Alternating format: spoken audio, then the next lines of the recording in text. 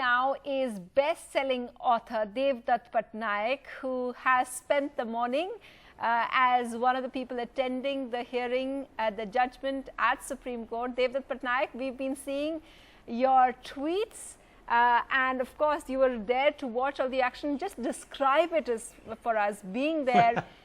Did you fly in, first of all, from Mumbai especially for this?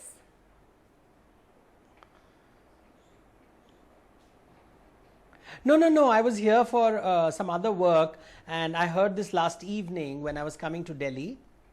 And when I heard this, I cancelled all my appointments and I requested the lawyers and the petitioners whether I could join them at the court, and they said yes. It was very crowded. In fact, many lawyers wanted to attend because it was a historic judgment. Everybody knew it is a historic judgment. So it was the packed hall. It was a completely packed hall, and we could barely hear anything, so, but it's all's well that ends well. So it was a great judgment. So nice to hear this. One of the things that is interesting about this judgment is that, and you write about mythology, you write about religion.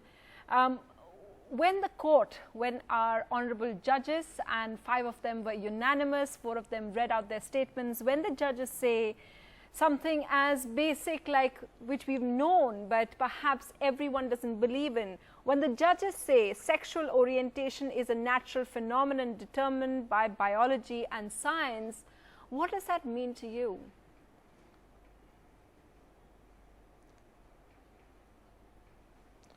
Well, it means that the state of India is accepting what is known to all biologists, psychologists around the world. This is common knowledge for anybody who studies biology, zoology, anybody who studies psychology, anybody who studies anthropology and sociology, that this is part of human nature. It is about how a legal system accommodates it.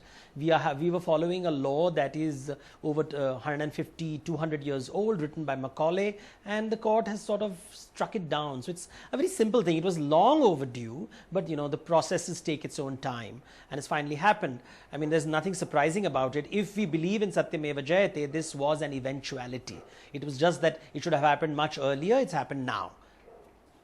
The fact that bodies like we saw various churches and other religious organizations, they were the ones who actually put in petitions and gave in affidavits against decriminalization in 2013 when the Suresh Kaushal judgment came. And the fact that even today that groups like the RSS, what they're saying, I just read out that statement as well, where they say that we support the judgment in decriminalization, and yet they look at it as a problem. They don't accept gay relationships. Would you say, as someone who writes about rights and writes about people, writes about mythology, would you say that they are reflecting? Well, everybody is entitled to their opinion. We live. Yeah. Yes, go ahead, Devdutt Pattanaik. Yeah. Sorry, please continue. No, I wanted to say, do you think they reflect majority of the Indians? No, I think everybody is entitled to their opinion. No, India is too diverse a country, and there are diverse opinions, and there is no way that anybody can capture the views of people. People change their minds. There are many people in the world who believe celibacy is unnatural. In nature, animals are not naturally celibate, and humans consider celibacy to be a holy act. So, opinions are of various kinds. For many people, being celibate is unnatural. For some people, homosexuality is unnatural.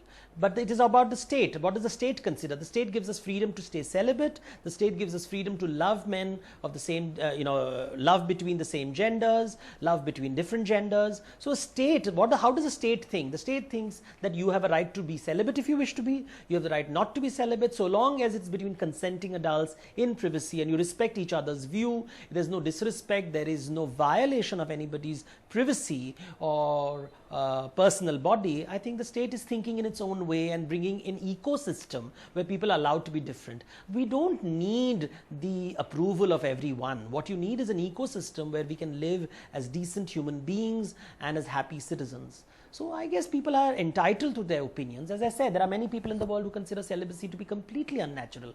But that's a point of view. Other people think celibacy makes you holy. We must respect diversity.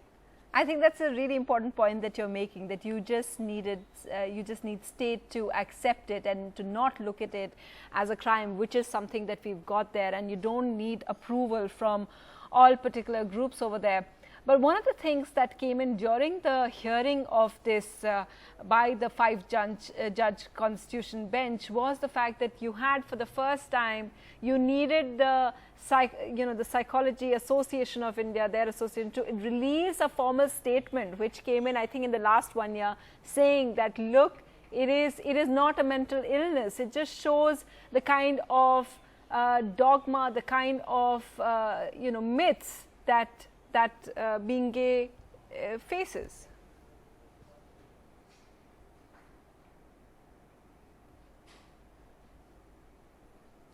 Well, science also has to catch up.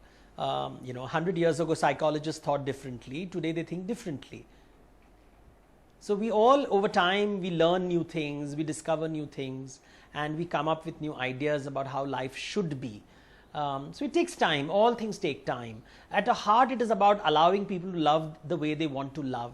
And if there is no violation of anyone's private privacy or violation of someone's body, and if there is consent between adults, I think that is all about allowing and respecting people and loving people, and that's much higher than law or what medical opinion is.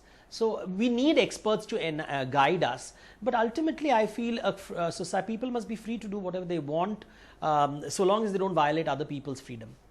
And one question for once and for all, I mean, we don't, it's well known, but for all of them, all of the people, Devdutt Pattanaik, you are an authority, for people to say this isn't part of culture, what would you, can you send out a message to them now as the authoritative author? Well, I will quote a line. Well, I'm not an authority. I am a scholar who researches. I read more books than most people. Most people who claim to be authorities usually don't read as much. And knowledge is infinite, so we never know everything. But I would like to quote a line from Tulsidas Ramcharit Manas, in which Lord Ram is telling Kakabhusandi the crow, he is telling Nar napunsak nari ya jeev charachar koi sarva bhav bhaje kapat taji moe param priya soi. So he is saying that all creatures who come to me with affections, whether it's male, female or queer, I love them all equally so long as they give up malice. So if you're heterosexual and full of maliciousness, I don't think you're welcome in the Lord's kingdom. At least the scripture is saying that. But if you are loving and accepting of people and don't have malice, even queer people are welcome. Plants, animals, humans of all genders are welcome in the Ram's world. And that's what I have read in the Tulsidas Ramcharit Manas. I'm sure there are people out there in India who seem to know more than these scriptures, but the scriptures have always been open about it.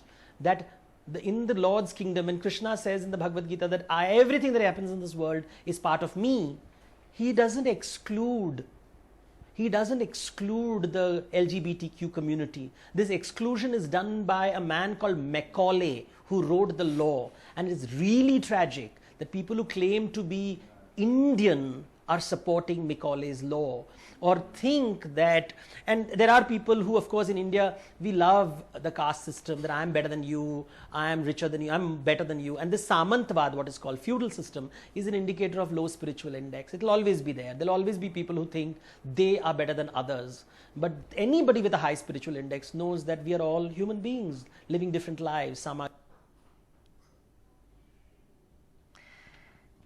Devdutt Pattanaik there speaking about and quoting from scriptures about what this verdict means. Yes, Devdutt, you would just complete your thought there. We lost you for a bit.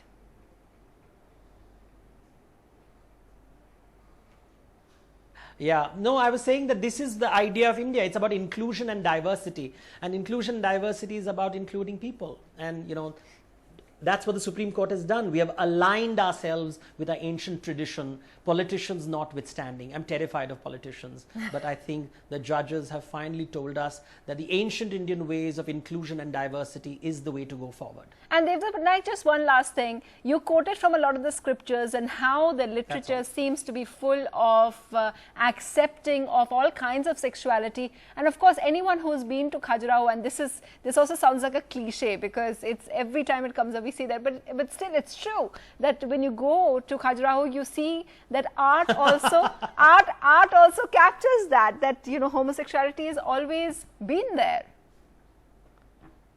Yes, art captures that. We have always allowed unconventional, what we consider unconventional. We are the only country where the gods become goddesses and goddesses become gods, where Shiva becomes Gopeshwar to be part of the Rasa Leela, where Krishna becomes Mohini. No other country has this. We are a unique culture and we must celebrate it. Well, we're certainly celebrating it today, Devdutt Pattanaik. Thank you so much for giving us some of that insight from scriptures about art and literature. Thank you very much. Devdutt Pattanaik, their best-selling author, speaking to us. Thank you.